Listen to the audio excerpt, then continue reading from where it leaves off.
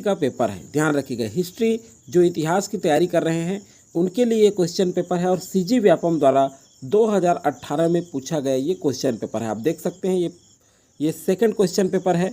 तो चलिए इसके बाद जो है एक चीज़ और बता दूं मैं, हिंदी का जस्ट शाम को आने वाला है 2018 के ही क्वेश्चन पेपर। आप लोग कमेंट किए थे कि उसका भी सॉल्व कराइए, तो हिंदी का 2018 का जो व्यापम में क्वेश्चन पेपर पूछा गया था उसका भी सॉल्व करेंगे हम लोग शाम को आप तैयार रहें। 4 से 5 बजे के बीच 5 बजे के लगभग वीडियो डलेगा आपका, तो हिंदी वाले भी तैयार रहें। और साथ ही साथ लाइफ साइंस और सोशियोलॉजी वगैरह का प्रत्येक सब्जेक्ट का 2018, 19, 16 सभी क्वेश्चन पेपर हम करेंगे। तो चलिए शुरू करते हैं। और शुरू करने से पहले चैनल में पहली बार जुड़े हैं सब्सक्राइब करके बेल आइकन में ऑल जरूर प्रेस करके रखें, ताकि अन्य एग्जाम, होमगार्ड्स, हॉस्टल वार्डन, पटवारी, आने वाला आगामी जो RI एग्जाम है उसका तैयारी GK GS मैथ्स हमारे चैनल के माध्यम से आप कर सकते हैं। चलिए यहाँ देखते हैं, ये सेकेंड पेपर है, आप देख लीजिए सेकेंड पेपर है। यहाँ पे 200 मार्क्स का था, 100 क्वेश्चन है, तो पार्ट 1, 2, 3 करके हम लोग जो है इस क्वेश्चन पेपर को सॉल्व करेंगे। चलिए ये देखिए पहला क्वेश्चन क्या पूछा गया था। पहला क्वेश्चन था निम्नलिखित में से किस नाम से गुप्त साम्राज्य के प्रांत जाने जाते थे।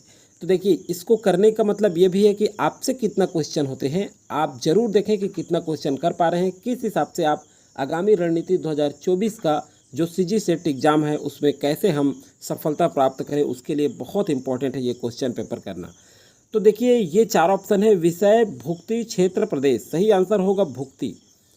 जो है गुप्त साम्राज्य के प्रांत से जाने जाते थे, किसको, भुक्ति को। तो सेकंड सही आंसर होगा। नेक्स्ट क्वेश्चन है, गुप्त तथा गुप्तोत्तरकालीन समाज में कायस्थ नामक संप्रदाय निम्नलिखित नामों से भी जाना जाता था। तो देखिए सही आंसर क्या होगा, वर्णशंकर नहीं, यहाँ पे देखते हैं पुष्टपाल, बिल्कुल पुष्टपाल नाम से जाना जाता था, भोजक के नाम से नहीं जाना जाता था, और अक्षपटलिक नाम से जाना जाता था। तो B और D आंसर यहाँ पे आएगा। तो कुट में आंसर दिया है, देखिए कुट में जब दिया रहता है तो दोनों आंसर हमें पता करना होता है। तो B और D मतलब D यहाँ पे करेक्ट आंसर होगा। चलिए नेक्स्ट क्वेश्चन की बात करते हैं। शिवाजी के अधीन मंत्रिमंडल को निम्नलिखित, यहाँ देखिए शिवाजी के अधीन मंत्रिमंडल को निम्नलिखित किस नाम से पुकारा जाता था। तो देखिए यहाँ पे सही आंसर क्या होगा, सप्तविद्वान नहीं, अष्टप्रधान, बिल्कुल सही। तो अष्टप्रधान नाम से जाना जाता था शिवाजी के मंत्रिमंडल को, किस नाम से जाना जाता था, अष्टप्रधान। तो बिल्कुल ये सही आंसर होगा थर्ड का। फोर्थ नंबर का क्वेश्चन देखते हैं, शाह वली उल्लाह निम्नलिखित में से किस सूफी सिलसिले से संबंधित थे। तो देखिए ये किस सूफी सिलसिले से संबंधित थे, चिश्तियाँ, सुहरावर्दी, नक्शबंदी। तो बिल्कुल सही आंसर है नक्शबंदी सिलसिले से। ये जो शाह वली उल्लाह है ये नक्शबंदी सिलसिले से संबंधित थे। तो C यहाँ पे करेक्ट आंसर होगा। वैसे ये लाइटली क्वेश्चन है, उतना ज़्यादा कठिन नहीं है, GK GS टाइप का क्वेश्चन पूछा गया है। नेक्स्ट है आपका, अरेको बुद्धिस्ट मूर्तिकला एक नाम है जिसका संबंध है। तो इसका संबंध है, देखिए यहाँ पे गंधारा शैली से संबंध है इसका। तो B यहाँ पे करेक्ट आंसर होगा। 6 नंबर का क्वेश्चन देखते हैं, अमीर ए आखुर निम्नलिखित को कहते हैं। तो अमीर ए आखुर किसको कहते हैं, देखिए अश्वशाला का अध्यक्ष, बिल्कुल सही। ए ऑप्शन ही करेक्ट है इसका, तो ए सही होगा। 7 नंबर का क्वेश्चन देखते हैं। यहाँ पे वीडियो लंबा ना हो, टाइम आपको ज़्यादा ना लगे, इसलिए जल्दी जल्दी केवल आंसर देख रहे हैं। किसने यह विचार व्यक्त किया, घृणा योग्य में ब्रिटिश आर्थिक नीति है। देखिए तो ये BG तिलक नहीं, दादा भाई नौरोजी ने किया। किसने किया था, दादा भाई नौरोजी ने। 7 का B करेक्ट आंसर होगा। 8 नंबर का क्वेश्चन देखते हैं, साम्राज्यवाद का उद्भव हुआ था। तो देखिए साम्राज्यवाद का उद्भव हुआ था, ये सही आंसर क्या होगा यहाँ पे, ये 17वीं सदी में हुआ था, 16वीं में नहीं हुआ था, 17वीं। तो B यहाँ पे करेक्ट आंसर होगा। एक चीज़ और बता दूँ मैं, औद्योगिक क्रांति सबसे पहले कहाँ हुई, तो इंग्लैंड में हुई थी। ये भी ध्यान रखिएगा, क्योंकि इतिहास पढ़ रहे हैं, ये भी क्वेश्चन पूछा जा सकता है। चलिए 90 नंबर का क्वेश्चन देखते हैं, हड़प्पा सभ्यता में जल भंडारण के उद्देश्य से निर्मित बांध को कहा जाता था। तो देखिए रानी भांड बिल्कुल नहीं, गबर भांड बिल्कुल। तो देखिए हड़प्पा सभ्यता में जल भंडारण के उद्देश्य से निर्मित बांध को क्या कहा जाता था, गबर भांड। तो B करेक्ट आंसर होगा।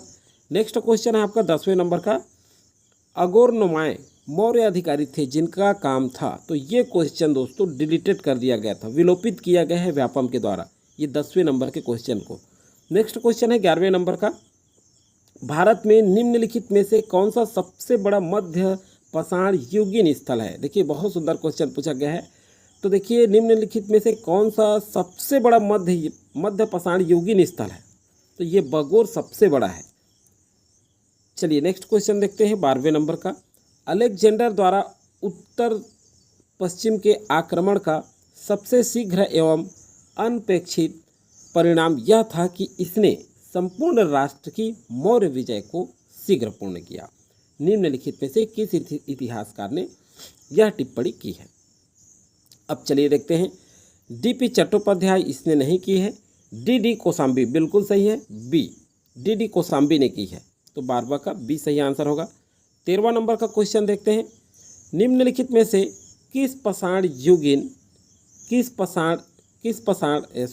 निम्नलिखित में से किस कुषाण शासक ने भारत में सर्वप्रथम स्वर्ण मुद्राएं जारी की। बिल्कुल एकदम बहुत सुंदर आंसर है। तो विम कडफिसेस किसने की, विम कडफिसेस ने। तो ए यहाँ पे करेक्ट आंसर होगा। 14वें नंबर का क्वेश्चन देखते हैं, सातवाहनों के अधीन दक्खन के सामाजिक ढांचे के संबंध में निम्नलिखित में से कौन सा कथन सत्य नहीं है। देखिए सातवाहनों के अधीन दक्खन सामाजिक ढांचे के संबंध में किसमें पूछ रहा है, दक्खन सामाजिक ढांचे के संबंध में पूछ रहा है। तो कौन सा कथन सही नहीं है 14वां नंबर का। तो देखिए शासक अपने पिताओं के स्थान पर अपनी माताओं के नाम के उपसर्ग के रूप में लगाते थे, ये सही कथन है। लोग अपनी जातियों के बजाय अपने व्यवसाय के द्वारा जाने जाते थे, ये भी सही है। धर्मशास्त्रों द्वारा निर्धारित नियमों द्वारा समाज में विभाजित था, ये सही नहीं है। तो सही करेक्ट आंसर होगा सी। कौन सा आंसर होगा यहाँ पे, सी करेक्ट आंसर होगा। 15 नंबर का देखते हैं, 8वीं से 12वीं शताब्दी तक भारत में स्वतंत्र शक्तियों के रूप में निम्नलिखित राजवंशों का प्रादुर्भाव हुआ। देखिए 15 नंबर क्वेश्चन देखिए, तो किसका हुआ, इनका क्रम दर्शाने वाला उत्तर चुनिए। देखिए 8वीं से 12वीं शताब्दी तक भारत में स्वतंत्र शक्तियों के रूप में राजवंश का प्रादुर्भाव हुआ, लेकिन इनका क्रम दर्शाना है। इनका क्या करना है, क्रम दर्शाना है। तो चलिए देखते हैं, सबसे पहले चोल, कलचुरी, पाल और कल्याणी के चालुक्य। अब देखते हैं सबसे पहले किनका हुआ। तो देखिए ये यहाँ पे देखेंगे, सबसे पहले पाल चिन्हांकित कर लीजिए, पाल, फिर उसके बाद चोल, ऐसे नंबरिंग कर लीजिए, फिर उसके बाद है आपका कल्याणी के चालुक्य 3, फिर उसके बाद बच गया कलचुरी, तो ये हो गया चौथा। तो सी पहला हो गया, ए दूसरा हो गया, डी तीसरा हो गया और बी चौथा हो गया। तो इस तरह से ऑप्शन किस में देखने को मिलता है, ए में देखने को मिलता है। करेक्ट आंसर हो जाएगा आपका ए। चलिए आगे देखते हैं हम लोग 16वें नंबर का क्वेश्चन। आगे जो है 16वें नंबर का क्वेश्चन में निम्नलिखित में से कौन सा युग्म सही है। देखिए कौन सा युग्म सही है पूछा जा रहा है। सलाश्रय, देखिए पहला देखते हैं, सलाश्रय भीमबेटका बिल्कुल सही है ये। दूसरा देख लेते हैं, चित्रित दूसर भांड सिरपुर, बिल्कुल गलत। नौपाषाण उपकरण, ये भी सही नहीं है। ताम्रनिधि, ये बेसनगर, ये भी सही नहीं है। तो पहला ऑप्शन सही है 16वां का। अब 17वां नंबर क्वेश्चन देखते हैं, निम्नलिखित में कौन से युग्म सही है। इस युग्म को भी देखते हैं 17वें नंबर का। प्रथम बौद्ध संगति अशोक ने कराया, सही नहीं है। दूसरा देखते हैं, द्वितीय बौद्ध संगति कालाशोक, बिल्कुल सही है। तृतीय बौद्ध संगति कनिष्क, ये नहीं है। चतुर्थ बौद्ध संगति अजातशत्रु, ये भी सही नहीं है। तो निम्नांकित में से कौन सा युग्म सही है। तो बी द्वितीय बौद्ध संगति किसने कराया, कालाशोक, तो बिल्कुल सही है। 17 का बी करेक्ट आंसर होगा। 18वें नंबर का क्वेश्चन देखते हैं, कुषाण युग में निम्नांकित कौन सा व्यापारिक मार्ग व्यस्ततम था। देखिए कुषाण युग में उज्जैन से मथुरा नहीं था, पुरुषपुर से मथुरा, बिल्कुल ये जो है ये व्यापारिक मार्ग जो है हमेशा व्यस्ततम था, व्यस्त रहता था। तो 18 का बी करेक्ट आंसर होगा। 19 नंबर का क्वेश्चन देखते हैं। 19वां नंबर देखिए, कूट में पूछा गया है, निम्नांकित में से दक्षिण भारत के इतिहास का सही ऐतिहासिक कालक्रम निर्धारित कीजिए। ऐतिहासिक कालक्रम निर्धारित करना है, तो सही आंसर क्या होगा, चलिए देखते हैं। महापाषाण संस्कृति बिल्कुल सही। संगम युग ये बिल्कुल क्रम में है। उसके बाद मौर्य शासनकाल, उसके बाद पल्लव शासनकाल, ये सभी सही है। ये यहाँ पर आप देख सकते हैं, ये क्रम में ही जमा हुआ है और क्रम में बिल्कुल सही है। यहाँ पे आप देख सकते हैं। आगे चलिए देखेंगे आगे नंबर का क्वेश्चन। तो इसका ऑप्शन कौन सा होगा? तो इसका ऑप्शन बिल्कुल ए, बी, तो यहाँ देखिए सी और डी दिया है। तो 19 नंबर का जो क्वेश्चन है ये बी बिल्कुल सही है, क्योंकि ए बी सी डी ये जो क्रम दिया हुआ है ये क्रम में जमा जुमाए दिया ही हुआ है। चलिए नेक्स्ट क्वेश्चन है 20वें नंबर का क्वेश्चन देख लेते हैं। सूची फर्स्ट को सेकंड से सुमेलित करना है और सही उत्तर का चयन करना है। अब चलिए देखिए यहाँ कूट वाला जो आंसर होता है उसको अच्छे से हमें पढ़ना पड़ता है। ये 20वें नंबर का क्वेश्चन है। अब चलिए देखते हैं फुतूह। फुतूह क्या होगा? ये जो फुतूह है सूफी संती समागम, ये देखिए पहले गलत दिया रहता है, उस ऑप्शन का आंसर हमें छांटना होता है। तो ये फुतूह जो है ये ऐच्छिक दान होता था। क्या होता था? ऐच्छिक दान। और चलिए देखते हैं अब आगे। समा सूफी संगीत समागम था, ये बी का फर्स्ट सही होगा। फिर उसके बाद बरकत सूफी द्वारा अर्जित आध्यात्मिक शोभा यात्रा, तो ये चौथा था सी का। अब बच गया आपका मलफूज, तो जो बच गया वो किसका है? सेकंड बचा है, तो मलफूज सूफी संतों का वार्तालाप, तो डी का सेकंड। ये ऑप्शन किस में मिलता है? बी में दिखता है आपका, तो बी आपका सही आंसर होगा।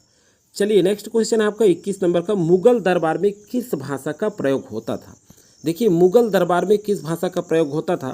तो ये जो है फारसी भाषा का प्रयोग होता था। बिल्कुल आप जानते होंगे मुगल साम्राज्य जब पढ़ते हैं तो फारसी भाषा का प्रयोग किया जाता था।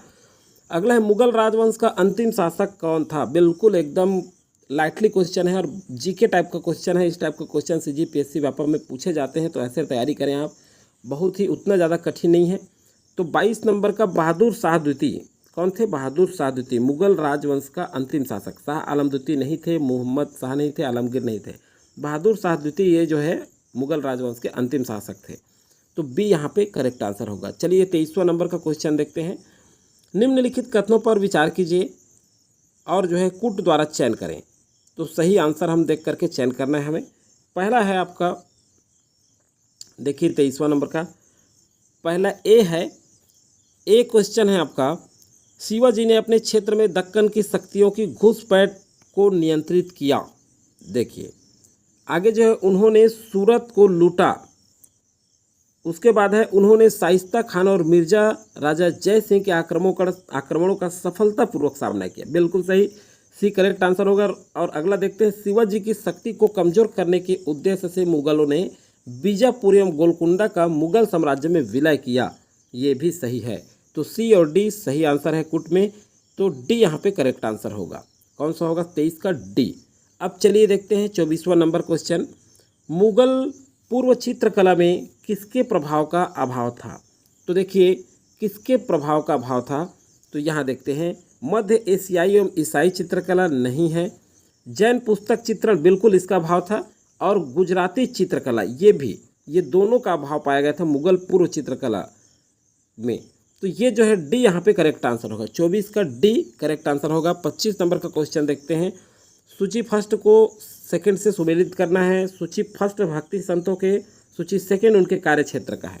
तो अब चलिए देखते हैं, यहाँ पे विभिन्न कवियों का नाम दिया गया है। 25वें नंबर का क्वेश्चन। अब यहाँ देखते हैं हम लोग, चलिए नामदेव जो है कार्य क्षेत्र क्या था इनका? महाराष्ट्र था। चैतन्य का कार्य क्षेत्र बंगाल और उड़ीसा था। शंकर देव का कार्य क्षेत्र असम था। और नरसिंह मेहता का कार्य क्षेत्र गुजरात था। डी का सेकंड। तो सही ऑप्शन यहाँ पे बी करेक्ट आंसर होगा आपका 25 नंबर का। चलिए आगे देखते हैं 26 नंबर का क्वेश्चन। अभिकथन है और कारण है। तो अभिकथन क्या है? चोल राजाओं ने जागीरदारों की शक्ति को पूर्ण रूप से समाप्त करने के लिए ग्राम सभाओं को स्वायत्ता शक्ति प्रदान किया। अब देखिए 26 नंबर में, तो देखो ये जो है ये तो गलत लग रहा है। कारण पढ़ लेते हैं। चोल स्वयं में उनके अधीन सामंतों की एक उल्लेखनीय सीमा तक अपेक्षा करने में सक्षम थे। तो देखिए ए तो गलत है परंतु आर सही है। तो 26 का सी करेक्ट आंसर होगा। यहाँ देख सकते हैं आप सी, ए गलत है परंतु आर सही है। तो आपको आंसर पता रहेगा तो कूट अपने आप आपको समझ में आ जाएगा, आप अपने आप टिक कर सकते हैं। निम्नलिखित नेताओं को उनके आंदोलन से मिलाइए। अब देखिए कौन कौन नेता ने कहाँ कहाँ आंदोलन किया है। तो चलिए देखते हैं। गंगा नारायण ये भुजिम विद्रोह से संबंधित है। कौन? गंगा नारायण। अगला देखते हैं बी अल्लूरी सीताराम राजू, ये जो है क्या है, गुंडा रामपा आंदोलन से संबंधित है। बी का 4 सिद्धू और कान्हू, सिद्धू और कान्हू ये संथाल विद्रोह है, बिल्कुल सभी जानते हैं क्योंकि पीएससी में भी पढ़े होंगे इसको। और B R Ambedkar, PSC prelims की तैयारी करेंगे तब ये बिल्कुल पढ़ा जाता है, सिद्धू और कान्हू संथालू विद्रोह। बी, अब देखिए बी आर अम्बेडकर ये महार आंदोलन से संबंधित थे, तो डी का 1। तो करेक्ट आंसर कहाँ दिख रहा है, देखिए यहाँ पे ए का 2, बी का 4, सी का 3 और डी का 1। तो ए में नहीं है, बी में बिल्कुल दिख रहा है, तो बी यहाँ पे करेक्ट आंसर होगा 27 का बी। चलिए 28 नंबर का क्वेश्चन देखते हैं। गिल्ड के नेता कहलाते थे, देखिए गिल्ड के नेता ये जेठक कहलाते थे, क्या कहलाते थे, जेठक। अगला 29 सती के मूल, देखिए सती के मूल स्रोत की समस्या और इसकी निरंतरता का घनिष्ठ संबंध, इसका घनिष्ठ संबंध देखते हैं। तो वैवाहिक पद्धति के विवरण से, देखिए ये 4 ऑप्शन है, बाकी नीचे में कूट में दिया गया है। वैवाहिक पद्धति के विवरण से बिल्कुल सही आ रहा है ये। वैवाहिक और पारिवारिक पद्धति के विवरण से है, बिल्कुल सही, ए और बी सही है 29 का। उसके बाद कानूनी तंत्र के विवरण से बिल्कुल सही नहीं है, तो ए और बी सही है, तो ए ऑप्शन करेक्ट हो जाएगा, दोनों सही हैं, ए भी और बी भी। तो 29 का ए करेक्ट आंसर होगा। 30 नंबर देखते हैं। औपनिवेशिक कलकत्ता का गठन इन गांवों को मिलाकर किया गया था। तो देखिए कलकत्ता, अब देखिए कलकत्ता बिल्कुल सही, और कलकत्ता के बाद देखते हैं सुतानुती ये भी मिलाया गया था, और गोविंदपुर ये भी मिलाया गया था। केवल ए सही, ये ऑप्शन है नीचे में, तो केवल ए सही नहीं है क्योंकि तीनों सही है, बी भी सही, ए बी सी सही, बिल्कुल सही। तो 30 का सी करेक्ट आंसर होगा। चलिए नेक्स्ट क्वेश्चन है आपका, भारत से ब्रिटेन को निर्यात की जाने वाली कच्चे माल और खाद्यान्न पर बनी औपनिवेशिक निर्यात नीति के संबंध में क्या सही नहीं है, कह रहा है। तो चलिए 31 नंबर का देखते हैं। इसके कारण बेईमान व्यवसायियों को अत्यधिक लाभ मिला, ये सही नहीं है, तो करेक्ट आंसर ये हो जाएगा। बाकी ये जो दिया है ये सही है। इसके कारण भावी कृषि उत्पादों का अभाव और अकाल की नींव डाली, ये सही है। इनके कारण कच्चे पदार्थों की कीमत में वृद्धि होने लगी, बिल्कुल सही। इसके कारण कृषि उत्पाद सरप्लस देश बाहर निकाला गया, ये भी सही है। तो ये बी सी डी सही है। भारत की ब्रिटेन निर्यात नीति के संबंध में कच्चे माल और खाद्यान्न से औपनिवेशिक निर्यात के संबंध में ये सही है, बी सी डी। लेकिन क्या सही नहीं है पूछा गया है, तो ए यहाँ पे करेक्ट आंसर होगा, ए सही नहीं है 31 का। 32 का देखते हैं। निम्नलिखित किस रूप से आदि औपनिवेशिक काल के किसान एवं आदिवासी विद्रोह को इतिहासकारों ने आज तक कोई महत्व होने पर विचार नहीं किया, कौन सा है ये, चलिए पढ़ते हैं। 32 नंबर का क्वेश्चन है ये। 32 नंबर में देखते हैं, यहाँ पे देखिए विद्रोह को कानून व्यवस्था की समस्या समझा गया, ये बिल्कुल नहीं आएगा। विद्रोह ने ग्राम समाज में शक्ति संबंध की स्पष्ट जागरूकता का बोध कराया, जिसके फलस्वरूप इस प्राधिकार ढांचे को उखाड़ फेंकने का संकल्प लिया, तो बी बिल्कुल सही है। कौन सा सही है, 32 का बी। अब 33 नंबर देख लेते हैं क्वेश्चन। औपनिवेशवाद, देखिए औपनिवेशवाद के दूसरे चरण में भारत को बनाया गया, औपनिवेशवाद के दूसरे चरण में भारत को क्या बनाया गया, तो निर्यात के लिए कच्चे माल का स्रोत, बिल्कुल सही। और ब्रिटिश निर्मित वस्तुओं का एक खुला बाजार, ये भी सही। उपरोक्त में से कोई भी नहीं, ये नहीं आएगा, डी, ए और बी दोनों सही, तो डी करेक्ट आंसर होगा, क्योंकि दोनों के दोनों औपनिवेशिक चरण में भारत को बनाया गया था, दोनों फॉलो होता है, ए और बी। तो डी यहाँ पे 33 का डी करेक्ट आंसर होगा। चलिए 34 नंबर का भी क्वेश्चन देख लेते हैं, लेकिन एक चीज़ है, 34 नंबर का क्वेश्चन पार्ट 2 में हम करेंगे। इसके बाद हिंदी का शाम को वीडियो आ रहा है, तो हिंदी वाले तैयार रहें। वीडियो को लाइक जरूर किया करें आप लोग, और अधिक से अधिक लोगों को शेयर करें अच्छा लगने पर। तो चलिए दोस्तों, आज की वीडियो में फिलहाल इतना ही। पार्ट 2 आपका कल सुबह आएगा हिस्ट्री का, इसी तरह से कंटिन्यू अब 2 वीडियो डालेगा। अगर 3 वीडियो चाहिए सॉल्व पेपर का, तो 3 वीडियो भी मैं अपलोड कर दूंगा। आप कमेंट करके नीचे बॉक्स में कमेंट सेक्शन में जरूर बताएं।